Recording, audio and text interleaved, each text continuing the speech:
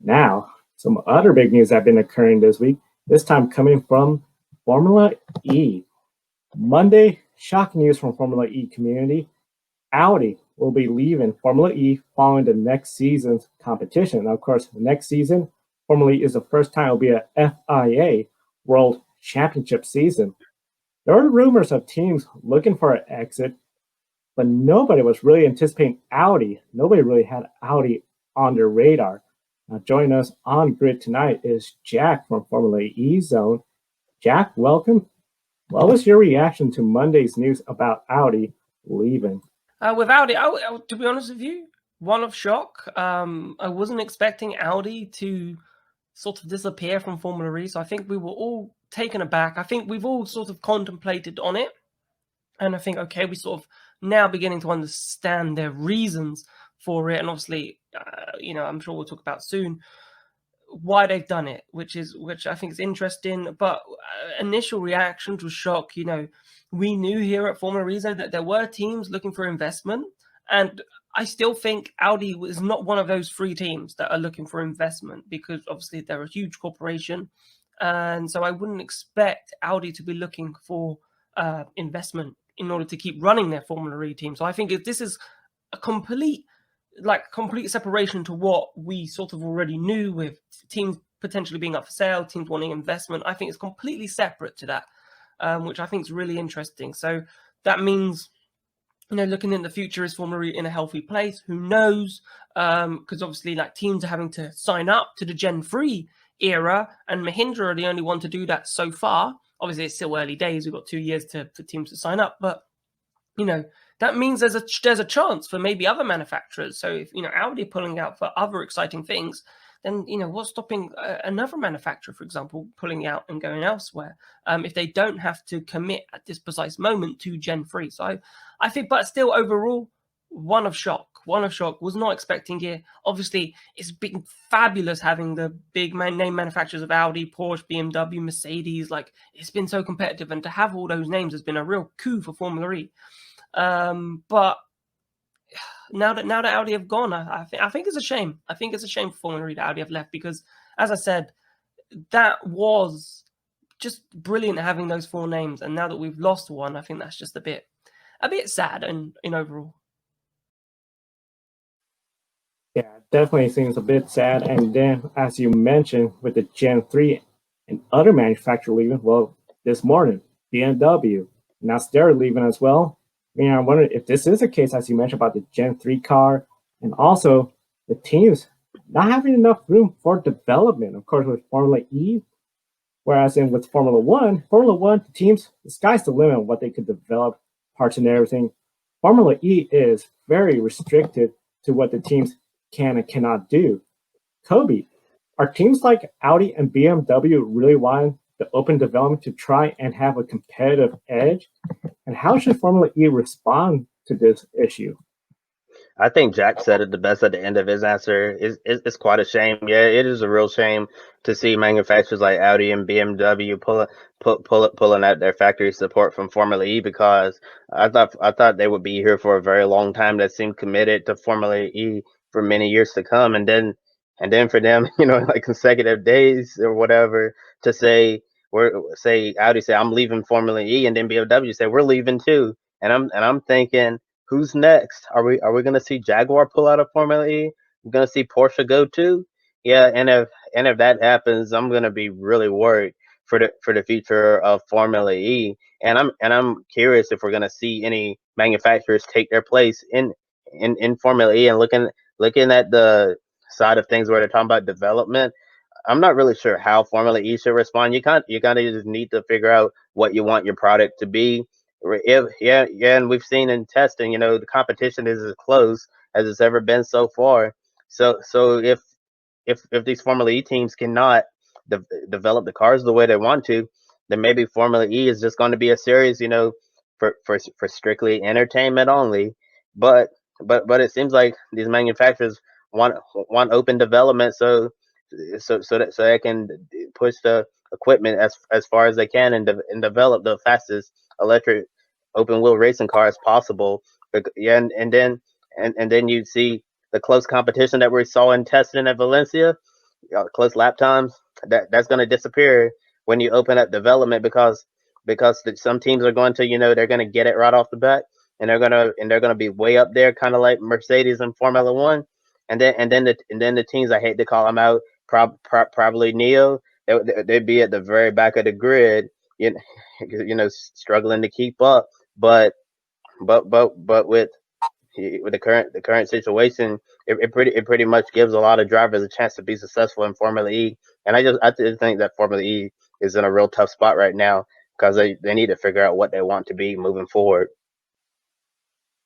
Formula E is in a really tough spot because the close competition has made it really entertaining, especially closed street circuits, tight racing, a lot of contact. I almost sometimes compare it to NASCAR when it comes to the amount of on-track contact during each races.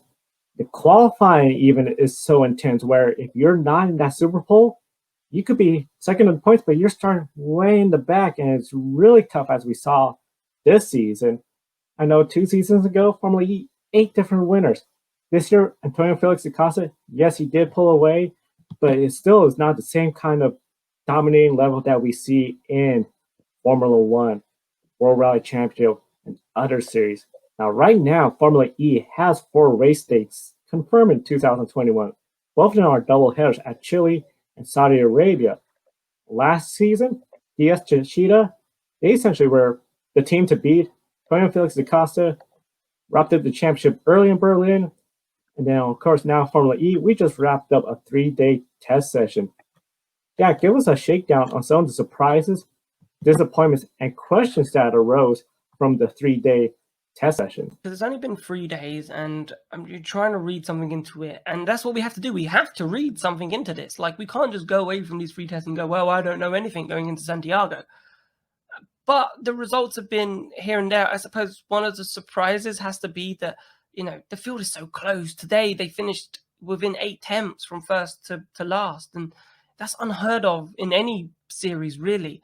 And the fact that we've got that in Formula again, it's just showing how competitive this season is. Also shows how much Neo 333 could have improved and maybe have gone from being that back market team. And with this new powertrain, they could be someone who's moved forward and has made real gains and hopefully won't be fighting for those last 2 positions. If there is a team at this precise moment that I'm going to say is disappointed, I'm going to say Jaguar. They just did not impress me at all for testing. They weren't really there. Mitch Evans was quick today, P5, but then Sam Bird 23rd. They had issues on the first day, which Sam Bird said, yes, they've resolved, but they weren't going to go into those issues too much. And obviously, they've made this marquee signing. They've got Sam Bird and Mitch Evans. They've got a driver lineup that can fight for a championship. They do. But if they don't have a car, then it's just wasted. And it would be such a shame to see Mitch Evans and Sam Bird fighting in the midfield. But that's what that car looks like at the moment. Porsche look okay as well. I don't know. It's been very hard to read. Tech Cheetah looks strong again. BMW looks strong again. So it looks like the usual candidates up front. It's just who is going to be that 3rd or 4th team? And, Jaguar were thereabouts for that 3rd or 4th team last season.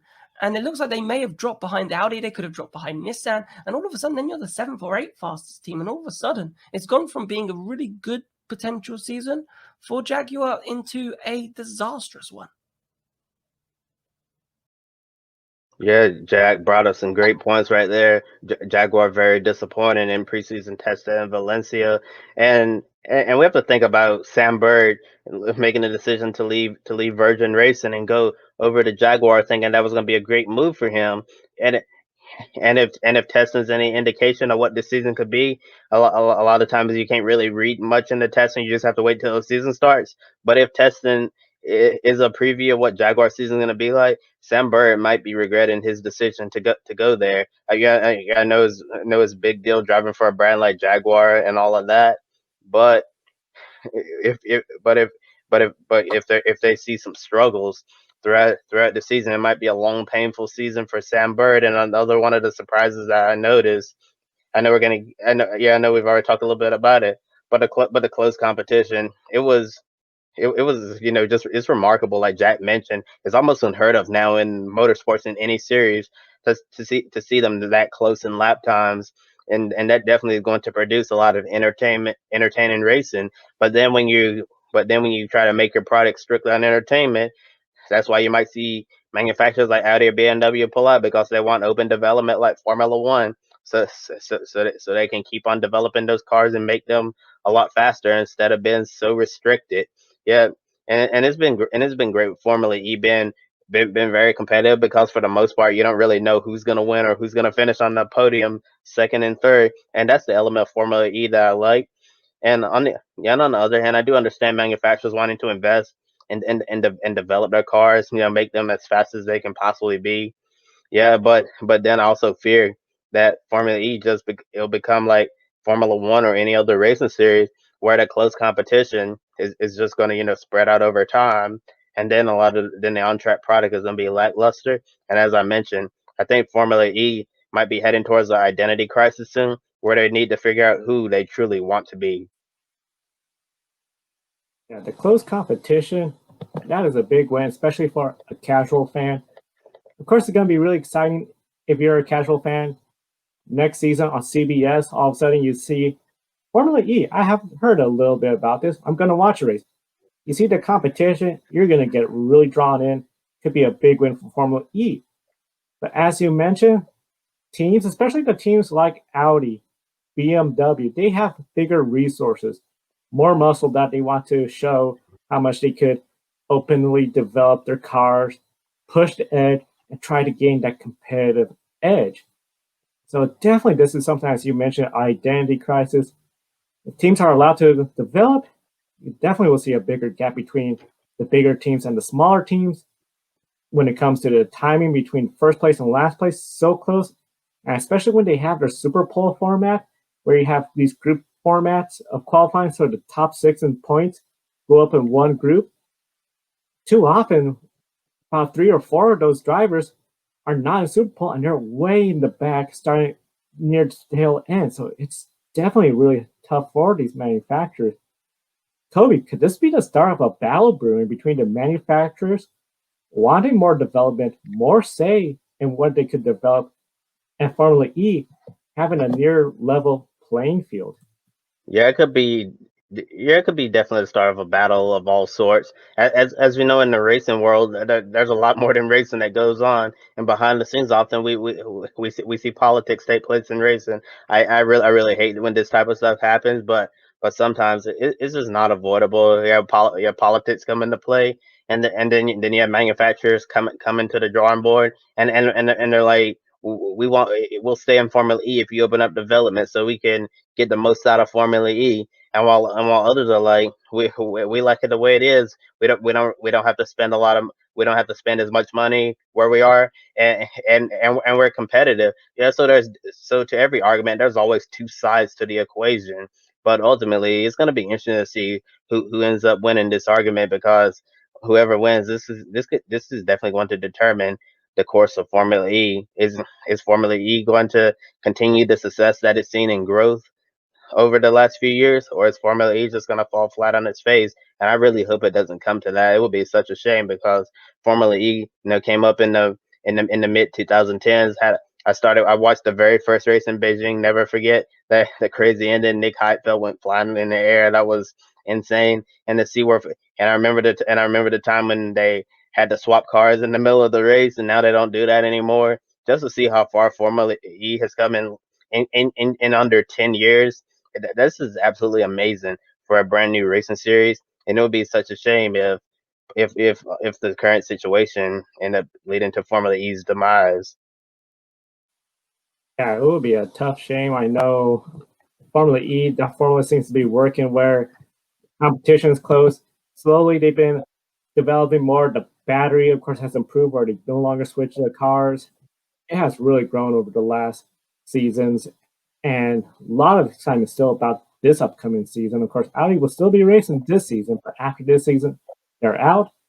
With Audi, of course, we know they have a long racing history. They've won 24 Hours of Le Mans over 13 times overall.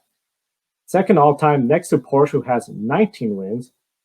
11 overall wins in the Mobile One 12 Hours of Sebring. Of course, that wasn't too long ago due to the pandemic. 12 Hours of Sebring That's last month. Petit Le Mans, they won that 5 times. And after exiting LMP1 several years ago, they'll be returning to their top tier prototyping racing. Now it's the Le Mans Hypercar, but they've committed to the Le Mans Daytona, the LMDh Formula 4 2022 LMDh. Prototypes will be eligible for both IMSA and the FIA World Endurance Championship. Audi plans to return to Le Mans and has plans for the Rolex 24 Hours at Daytona. We'll see them battling the likes of Toyota, Peugeot in France, and potentially IMSA teams represented by Acura, Cadillac, and Mazda on the high banks of Daytona. Kobe, is this the right time for Audi to return to high-level prototype racing? Yes, I think it's absolutely the right time for Audi to return to prototype racing. It seemed like we have a winning formula on our hands. It's still gonna take a while before we can see if this is truly going to be a golden era prototype racing. But seeing a number of teams, well, not teams, manufacturers interested in Le Mans Hypercar and also LMDh. There's a lot of interest with LMDh out there. It wouldn't surprise me if we see Acura, Cadillac, and I'm not sure about Mazda, but if we see those 3 brands from IMSA stay on and build an LMDh car, now we have Audi committing to LMDh. I think that's huge for racing, and this is exactly what many sports car racing fans and people in the industry have been asking for years. They want to be able to put a prototype on a plane and be able to go race it anywhere in the world. If you're Audi, who's going to be running a full World Endurance Championship schedule, all across the world, and you definitely have the budget to come race in the United States. Audi could take however many cars that they would potentially bring over to America.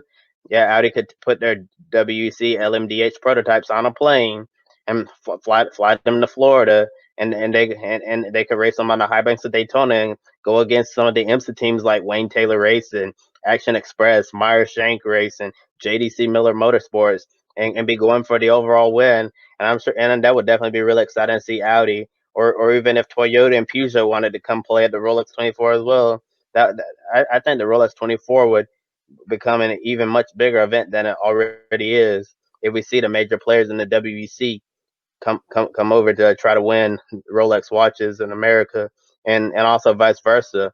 Being able to put an LMDh on a plane, if you're, let's say, Wayne Taylor Racing Action Express, and you want to go run the 24 Hours of Le Mans and compete overall, yeah, and that's definitely the big thing here with the LMDh platform, and we don't know yet if the Le Mans Hypercar is going to be eligible to compete in IMSA, but they're waiting to see what the balance of performance window is going to be like, and hopefully all works well so we can see both prototypes balanced, so we can potentially see a golden era prototype racing. And Audi's had so much success at Le Mans, it's felt weird not seeing them run the twice around the clock French Endurance Classic in recent years. But knowing that they're coming back, I'm sure that they're going to be taking the fight to Toyota and Peugeot for the overall victory once again. They'll be taking the fight to Toyota, Peugeot overall. Definitely, this is a story we're definitely going to be following, because it looks like this could be a really big story leading into 2021 and beyond. And of course, we encourage everyone, if you're especially new to Formula E or everything Formula E related, Formula E Zone, go visit them. Their website is in our video description, as well as their YouTube and Twitch channel. Jack has a great team there. They do a magazine as well on everything that's Formula E related. Thank you, Jack, for being on our program today. Yeah, of course. So if you're new to Formula E and haven't found Formula E Zone yet, then come and visit us at www.formulaezone.com. We have a Discord link. Come and join the community. We have a great budding community on Discord. If you have Discord, come join us. We have the FEZ show on YouTube, so we're on YouTube as well. So there's plenty of avenues that you can find Formula E Zone on. So if you haven't found Formula E Zone yet, then what are you doing? Because I don't want to blow my own trumpet, but it's one of the best sources of news for Formula E, so you won't be disappointed.